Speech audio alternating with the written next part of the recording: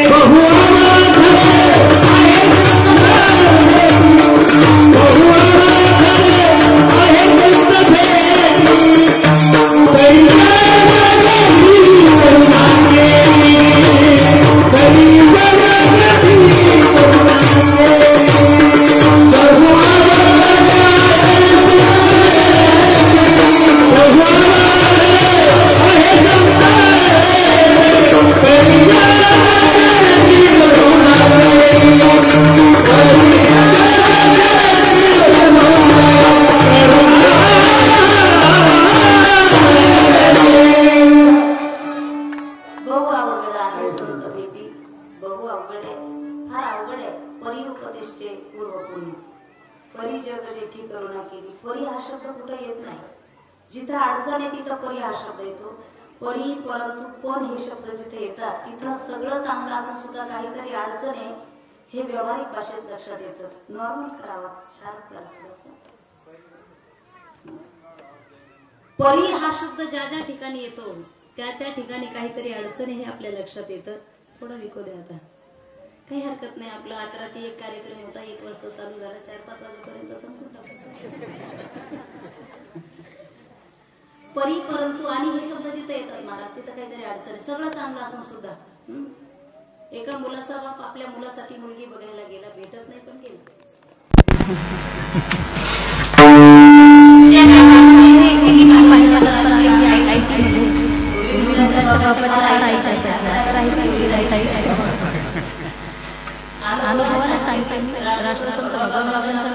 संस्था आहे माझी, 700 मुली शिकून गेल्यात, आता 100 मुली आहेत। गुंठा मंत्र्याचे देतात तिथे येऊन पडतात बायोडेटा। ताई एखादी मुलगी बघा, मुलगा काय करतो घरी ट्रॅक्टर आहे, मुलगा काय करतो घरी जेसीबी आहे, 2 बुलेट आहेत, कार गाड्या आहेत। मुलगा काय करतो काही नाही, 10वी 2-4 विषय गेले, आले किती। मुलगी भेटत नाही पण गेला मुलाचा बाप मुलगी बघायला। आणि मुलगी बघायला गेल्याच्या नंतर मुलगी बघून गावात आला, गावामध्ये मित्रांना सांगू लागलाय बघा मुलगी इतकी सुंदर आहे, इतकी सुंदर आहे की आमच्या घरामध्ये एवढी सुंदर मुलगी नाही। लावते ते हळूहळू घ्या त्या मुलगीला। मुलगी इतकी सुंदर आहे की आमच्या घरामध्ये एवढी सुंदर मुलगी नाही। मुलीचा बाप तर एवढा श्रीमंत आहे की आमच्या गावामध्ये एवढा श्रीमंत माणूस नाही। मुलीचं शिक्षण तर एवढं झालं की आपल्या तालुक्यात एवढं शिक्षण एखाद्या मुलीचं झालेलं नाही।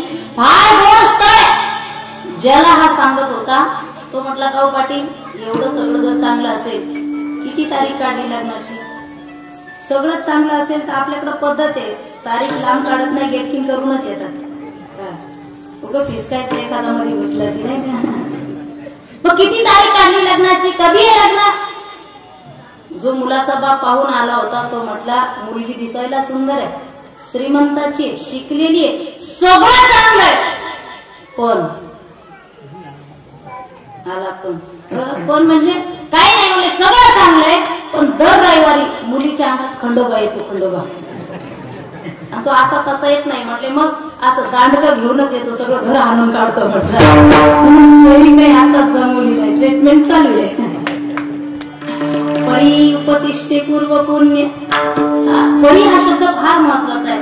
संत स्पर्शाने जीवन बदलतं हे निश्चित आहे, खरं आहे, पण संत हे सहज भेटत नाही आणि भेटली तर कळत नाही. संत जर जगाला कळाले असते, राष्ट्रसंत भगवान बाबा नारायण गडावरून खाली उतरलेच नसते. संत जर जगाला कळाले नसते, भगवान बाबांसारख्या संताला कलंक लावण्याचा प्रयत्न या जगाने केलाच नसता.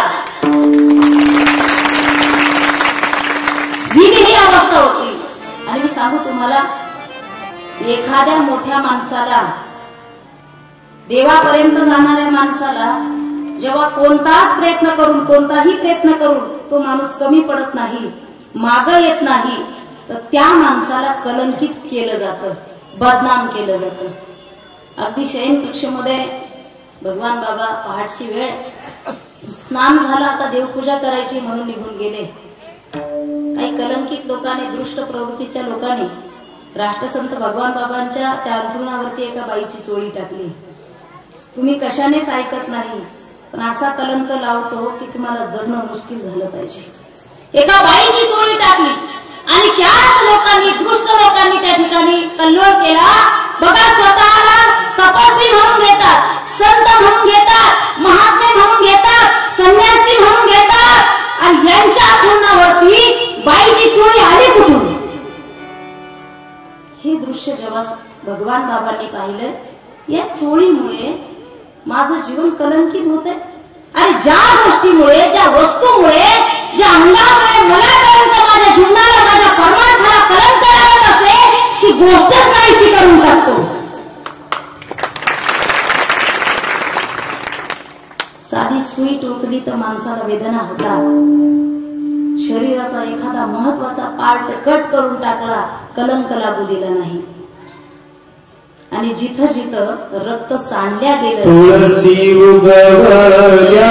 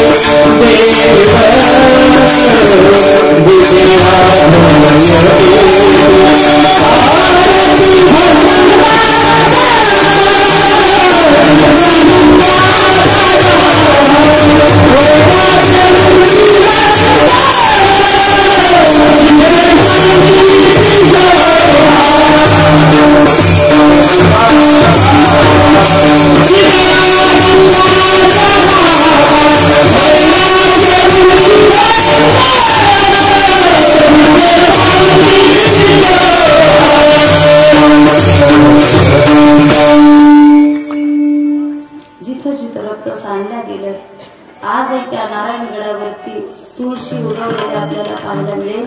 कारण ज्यांचा रक्ताचा थेंब थेंब त्या ईश्वराला अर्पण होता, त्या ईश्वराला थेंब सुद्धा अर्पण होता, म्हणून त्या त्या ठिकाणी तुळशी उगवल्या गेल्या.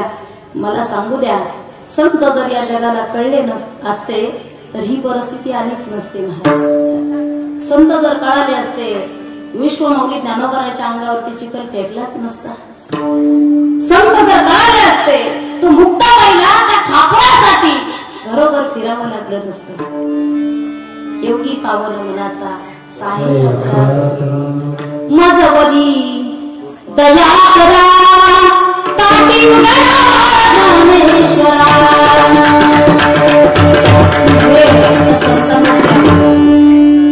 संत नाव जरी छोटं असेल, त्याग फार मोठा आहे. संत या शब्दाचं नाव दुसरं त्याग आहे महाराज, फार मोठा त्याग आहे. नाथ बाबांकडे एक बाई आली, एक छोटं लेकरू घेऊन. ऐकायला थोडं जर जाईल पण ऐका. एक छोटं लेकरू घेऊन आली, महाराज हे गुळ खात आहे, त्याचा गुळ खाणं बंद